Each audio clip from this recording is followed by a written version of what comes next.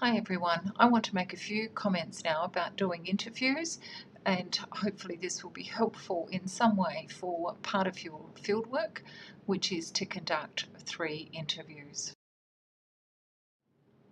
So I'm going to talk about why we might do some interviews, some things you might like to think about in terms of logistics and planning, the types of interviews that you can do, formulating some questions for those, and your organisation of transcripts and field notes as well.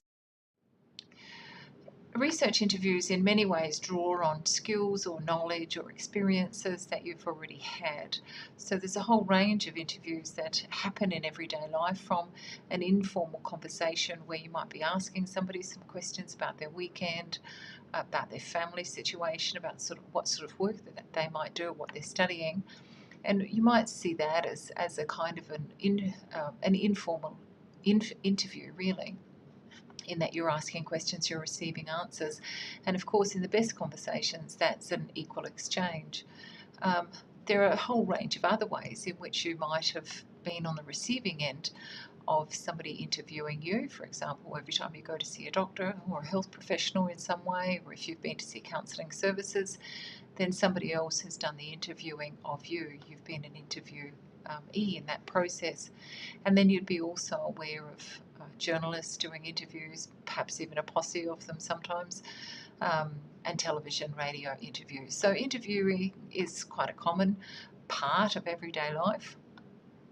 But there are a few differences in doing social research from a conversation that you might have with an acquaintance or even a friend, or interviewing a politician or celebrity. And there might be some things that you have in common as well with those.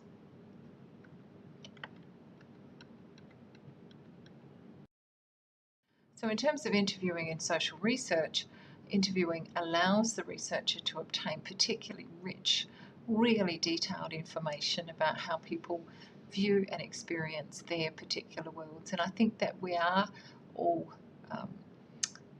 while we're all socially constituted, that's all happens in quite different ways, and so we do have a particular view, we're shaped in particular ways, and to listen to that and hear different perspectives is really allowing for very rich data, which I think is fantastic.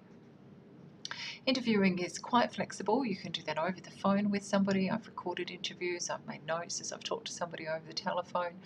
I've interviewed people in coffee shops, in an office, but it's also rather unpredictable and time consuming as well. And it pays to kind of bear that in mind and just allow for some of that as well. So in terms of unpredictable, one example I might have is when I was doing my History of Foster Care project, I thought I was going to be interviewing somebody about her experience of having been in foster care as a child. However, she had rather a lot that she needed to talk about from her perspective as a foster carer. And so the interview didn't go the way that I had thought it would go, and what I did in the end was schedule a second interview for her, so we could then just focus on her own experience in foster care. It also can be quite time consuming. There's not just the time involved in doing the interview, which can range from, a quick interview of 10 minutes to an hour and a half is what I would allow for some of my interviews. But there's also then the time that's involved in transcribing those interviews so that you can use some of that data. And then in terms of the foster care project, I followed a feminist process of wanting the research participant to have a say in what was going to be included in research articles, etc. So then what I did was review the transcripts, and then I sent them out to people with an email and invited them to comment on that, and then provide me with pseudonyms or whatever if they wanted to do that as well. So all of that takes quite a lot of time. There aren't any particular set rules or formula or whatever for doing interviews, but there's many skills and techniques and even just practical guidelines that can facilitate a good interview. I wanted to stress though that you already have many good skills, good social skills that you can build on. And in fact, one of the best things to do, I think, is do some interviews, reflect on those and think about what you could be doing better for the next time. We interview in order to achieve a level of depth and complexity that's not available in other um, research methods, particularly the survey ones, which even though they might have open questions there, um, there's not usually provision to go into the sort of depth that you can in a face-to-face or one-on-one interview. So we end up with access to people's experiences, their beliefs, and even how they come to those as well, which is really fantastic. It is flexible, as I said. You can explore suppressed views. So in terms of the foster care project, I was often talking to people who might not have had an opportunity to talk about their experiences before. But there's lots of suppressed views historically that have come out into the open through people being able to talk about them to a researcher in a way that's confidential, and they help to change the view of the world without being exposed. You can talk about sensitive issues as well. Some research projects are based around sensitive issues. So we have a PhD at the moment who's going to be talking to um, not just men but also women who've been caught up with in football culture and their experiences of sexual encounters or intimate encounters with young footballers, and whether that's been coercive or respectful. So that's quite a sensitive issue that's going to be broached via an interview. Sometimes people broach quite sensitive issues with the researcher, and one example of that is when I was in the United States doing interviews for my PhD project, which was based around a religious group. I was talking to one woman and was unprepared for the fact that what she wanted to discuss with me was child sexual abuse, in this case from her father within this particular religious group, that hadn't surfaced in any of my research prior to me going to the States. I was unprepared for it and a little bit shocked. But I guess that was a case of where she felt that an interview was an appropriate way in which she would be able to tell her story. What we needed to do, though, was make sure that she could not be identified in the ensuing documentation, including eventually a book. And we discussed that at some length about how to obscure her identity, because it was a very small group and she was certainly rightly fearful that she or her father might be identified. You can go into lots of depth, and I guess you need to prepare for that if you're doing what's called an in-depth interview, which allows for people to have a deep discussion and to direct that discussion themselves, but you do need to allow for some time for that. And because of the depth, because of the sensitivity, because of the types of issues that you can explore, it does allow an opportunity to reflect some of the complexity of social life, which I think is fantastic and really interesting and very rewarding.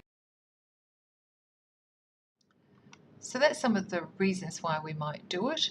Tends to be a favoured approach by those who have a particular position, ontological position, which really values people's knowledge and experiences as meaningful and worthy of exploration. So they have a view of reality that wants to take account of the diversity and different ways of exploring the social world.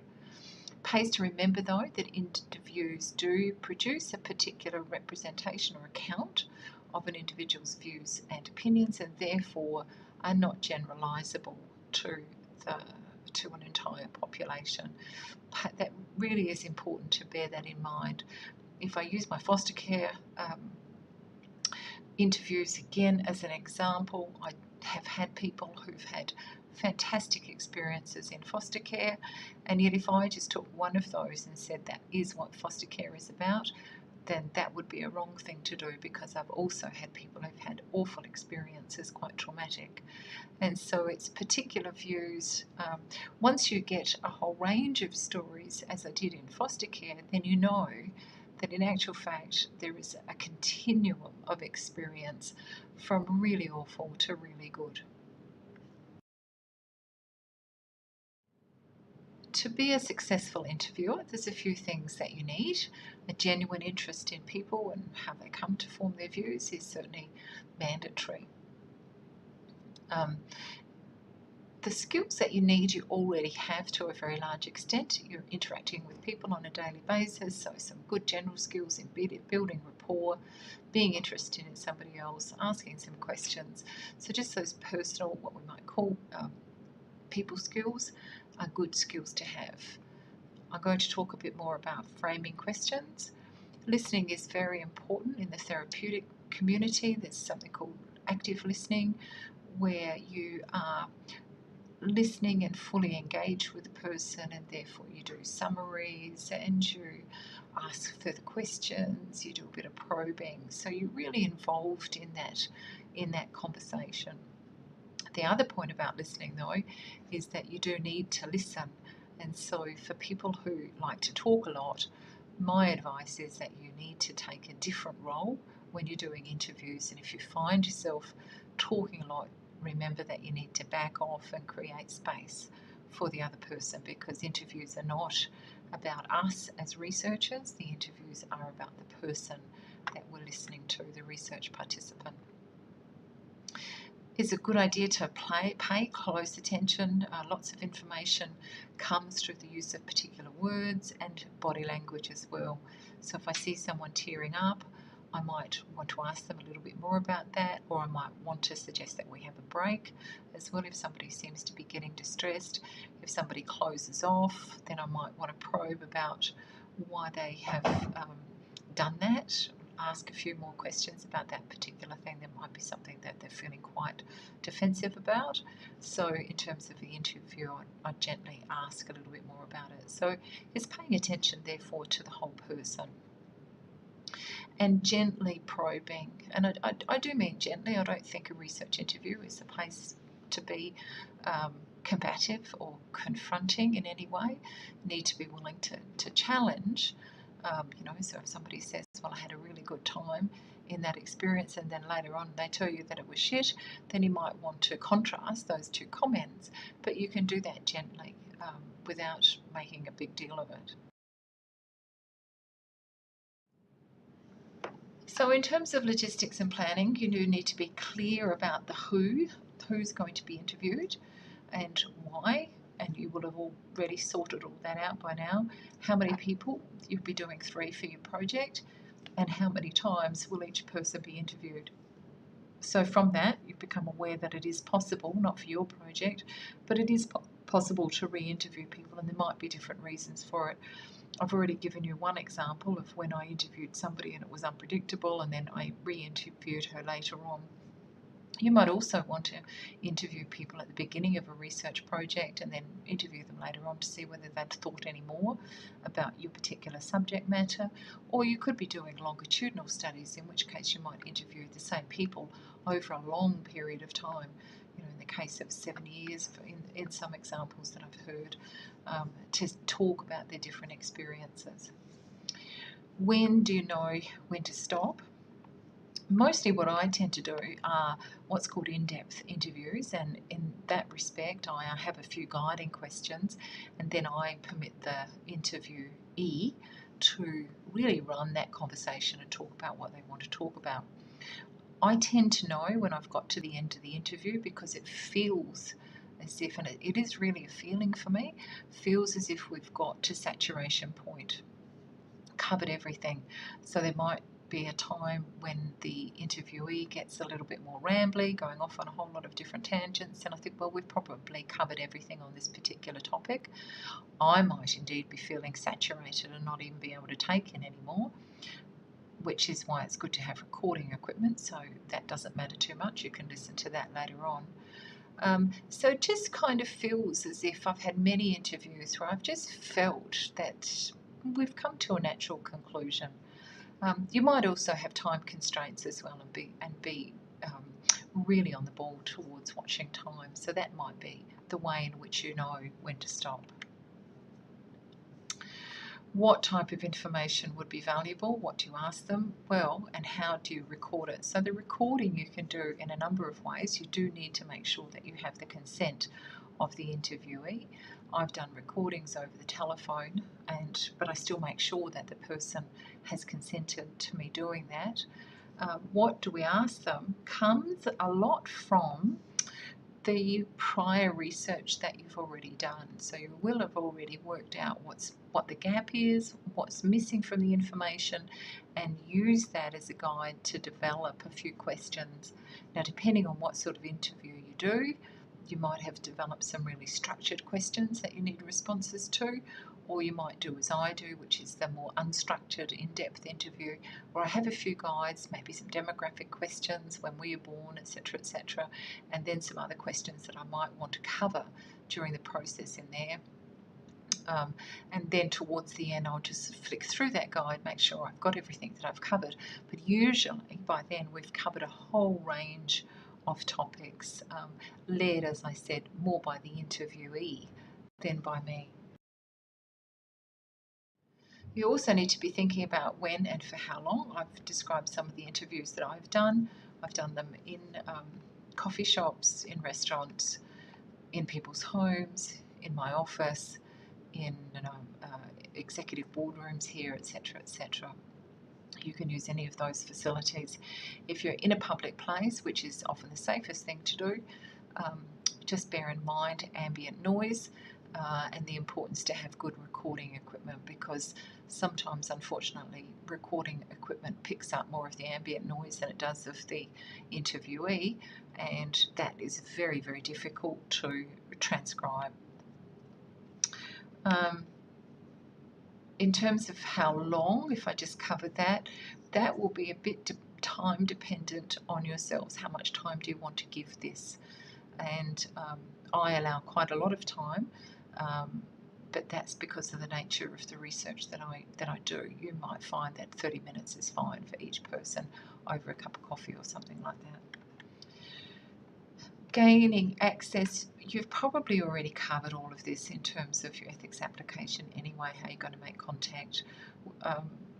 Usually we send out information to people or broadcast it on Facebook and go through gatekeepers and do all of that sort of thing. And then people approach the researcher and say, hey, listen, I'm interested. One of the things that I did for the foster care project was to go on the radio and kind of reach saturation point with my own networks and gatekeepers, went on radio, and then that was picked up across the country, and then some other people came forward as a result of that. You do need to make sure that you have information sheets and consent forms. Consent forms need to be signed. I usually have them signed absolutely prior to starting an interview, but very often these days with email I'll have sent all of that information out, and then people sign it and send it back into me prior to the interview. Either way, it doesn't matter as long as the consent form is signed and the person has confirmed whether they permit the recording or not. In terms of recording, it's very much easier to tape record in some way. I have taken notes over the phone, and I find that very difficult in a way, because you're busy writing notes and then you're not really attending to what the person is saying, and so therefore I've kind of lost a lot of the intuitive response that I might have to someone because I'm not picking up on some of the non-verbal cues. So I don't recommend it. I recommend that if you can tape record the conversation, it is much, much easier. Some people might do a video recording as well, as you would have seen on the YouTube example that I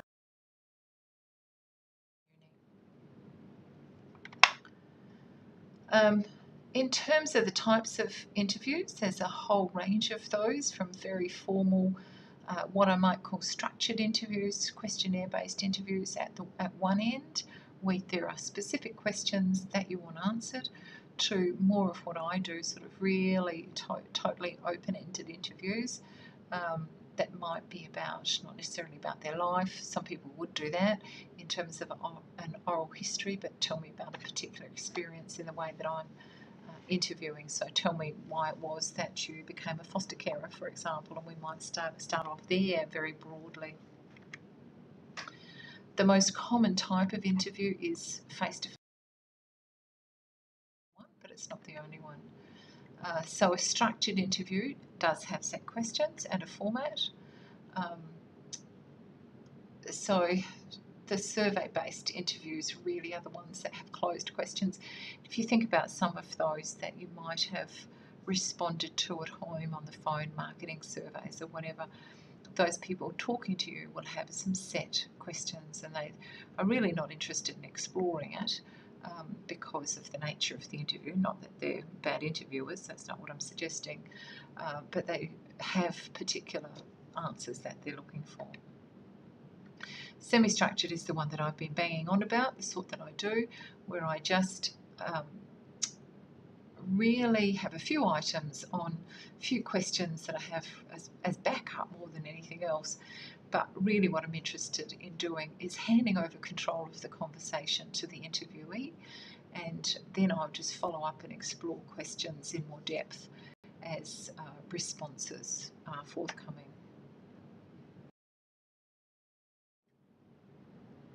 There are different types of questions that you can ask.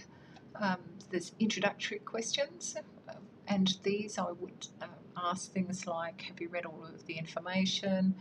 Are you clear about what it is that I'm doing? I might even talk a little bit about that, explain the purpose of the interview again. In terms of building rapport, I'm also interested in them, and I might just have a little bit of a chat about how did you get here, and did you find a car park easily, and those sort of welcoming questions, and make somebody feel very comfortable. So that's part of building rapport, but introductory questions to kind of put the interviewee at ease.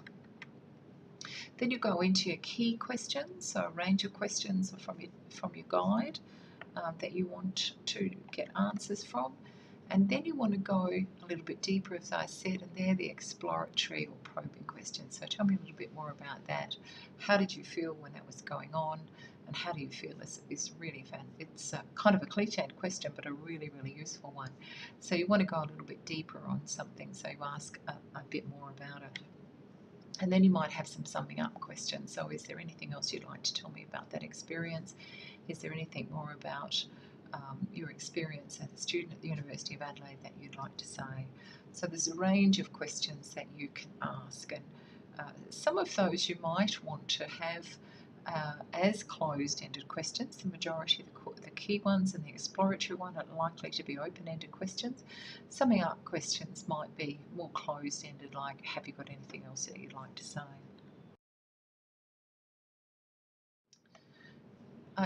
It's a wise thing to have an interview guide so that you're planned and prepared, even though, as I said, some things will be unpredictable and they won't go according to plan, but so that you can be responsive. And what I've found is that as I've gone along and I've interviewed a number of people, then I'll use some of the information from previous interviews to prompt for the ones that are further along. So I might say, well, some people have told me about this, blah, blah, blah.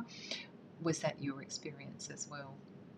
You don't have to have questions, you might just have themes that you want to explore. You might just want to explore the experience of mature age time that they spend on campus. So time on campus might be a theme. Their work-study balance might be another theme that you want to explore. It might be about caring responsibilities. So you might just have themes. It's just a good idea to have something there to make sure that you've covered everything that you want to do. There are some things to avoid when you're writing up your questions. Do try and avoid jargon. You need to be thinking about what's appropriate, so just plain language is really a good idea. Double-barreled questions are one of my failings. I often ask two questions in the one question. So, for example, have you ever considered changing your degree or dropping out of university? And people can go, well, I wonder which one of these I'm supposed to answer. So it's a bit unsettling. So good idea just to ask one question at a time, although I still don't do that. I still ask double-barreled questions. Is the question too vague?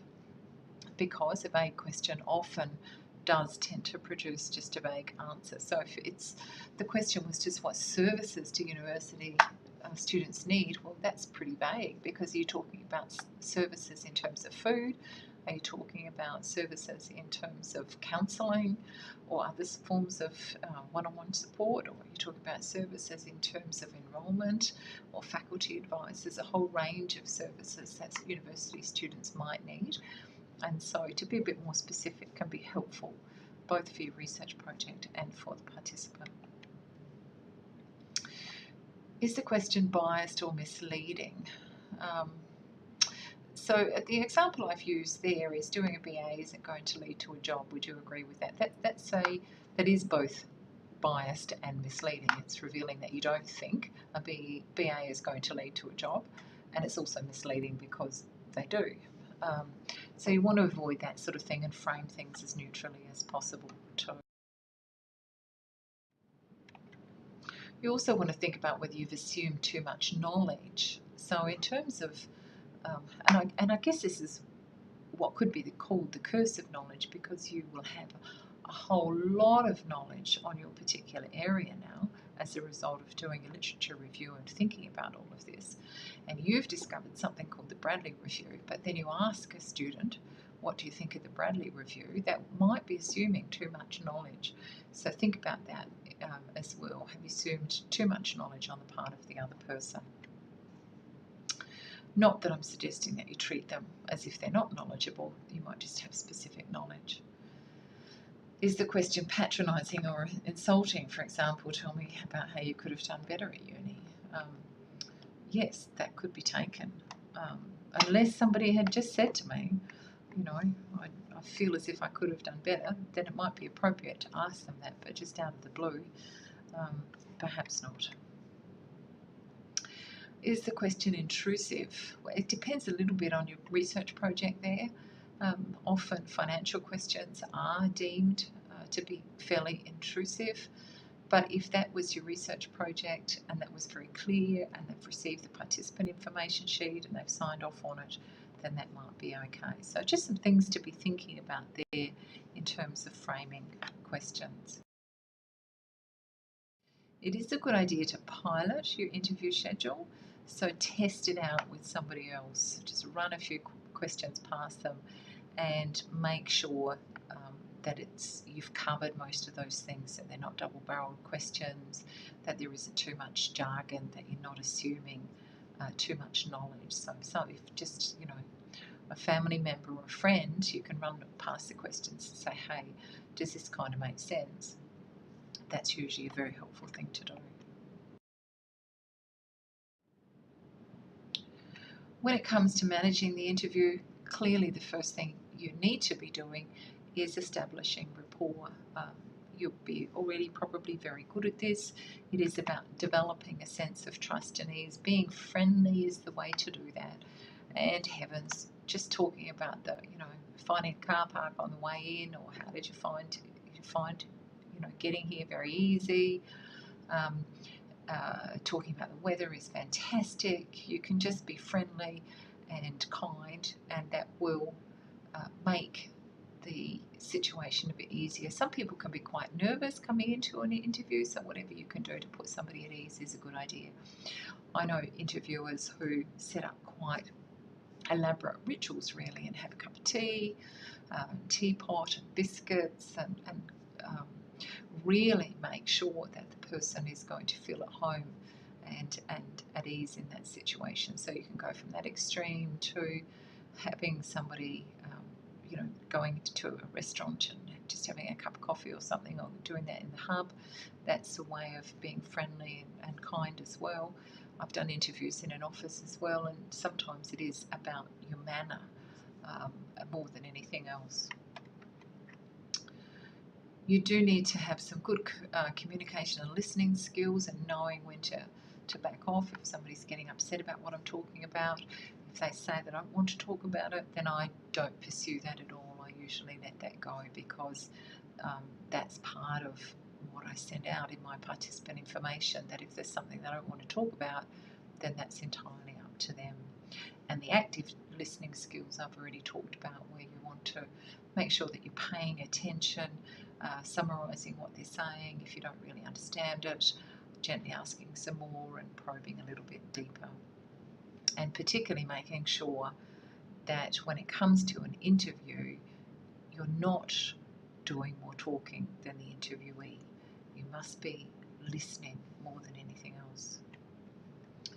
Asking open questions. These tend to be ones that are who, what, why, when, rather than closed questions, do, did, are, is. So questions that invite a longer response rather than questions that invite a short response. Did you have a good weekend? Somebody might well tell you about it, elaborate on it, but did you have a good weekend?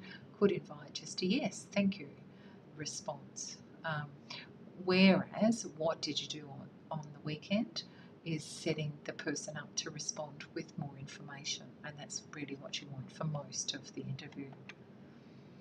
Some prompts, tell me about it, nodding encouragement, even having your head on one side indicates interest, so you need to show the person that you're interested, and that is then a prompt anyway. Statements, non-judgmentally, are really good for a prompt. And of course, asking questions. Think about the sequence and the types of questions. Good idea to do the demographic ones up front and then go on to the deeper questions later on, and then slowly sort of come out of that and think about more general questions or whether there's anything else they might have to say. In closing the interview, I would normally take the lead there, and either if I feel as if we've covered everything, even if the interviewee is still talking, I might just start closing it with, is there anything else that you'd like to add? For some people that might be the opening to a whole barrage of more information. For others it will kind of signal that, well, we've probably come to the end of the time. It's a very good idea to organise your material as you go, and that can mean different things. It can mean beginning your transcripts. I know a PhD student at the moment who's done over 60 interviews, which is mega. That's a huge number of interviews. They do range in length quite considerably, but what he is doing is beginning the transcription process, and he began that as soon as he began the interview. So while he's waiting for more interviews to be set up or whatever, he's used that time productively to begin the transcription process. And by transcription I mean that he's now taking that interview data and turning it into a written text. And if you're a PhD, you're probably going to have to do that yourself. Whereas what I have done with the foster care project and with other projects is pay somebody else to do that for me.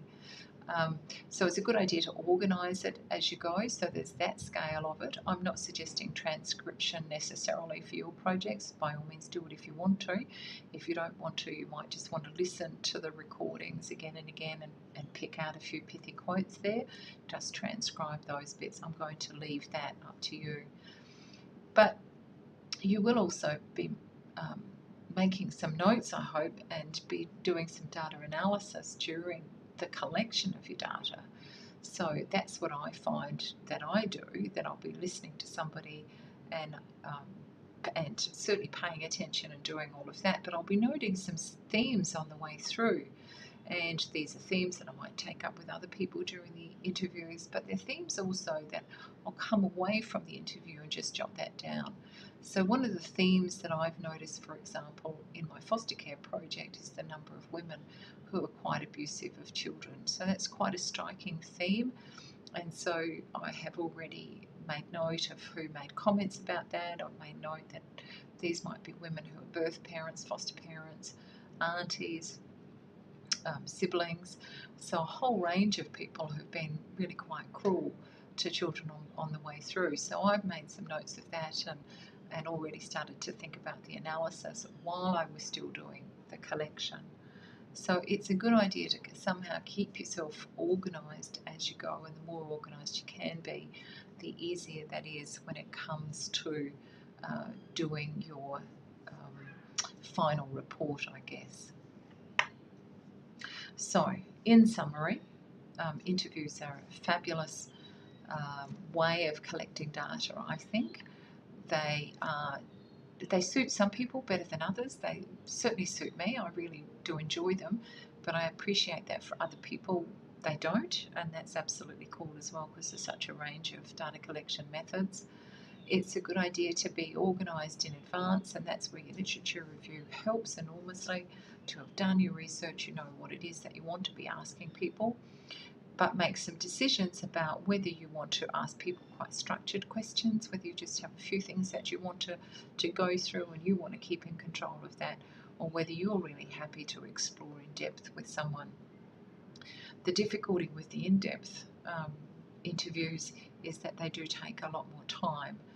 And while I enjoy that, I have allowance for that usually in my research schedule. You might not want to be doing it quite that way for your particular project. And then just finally, remember to organise as you go, be thinking about it, maybe make some notes and thoughts after the interview, even if you've recorded it, some things that you want to pay attention to that have been really, really useful for your data analysis. And then finally, remember that even if you bomb on your first interview and didn't think it went all that well, remember that you can reflect on that experience and what might be beneficial to do next time. It's okay to make mistakes and to learn from your experiences, and that's one of the reasons why for this course there's no mark attached to doing interviews. I just want you to learn from it and learn whether you like it and learn how to do it from the doing of it. Thanks everyone.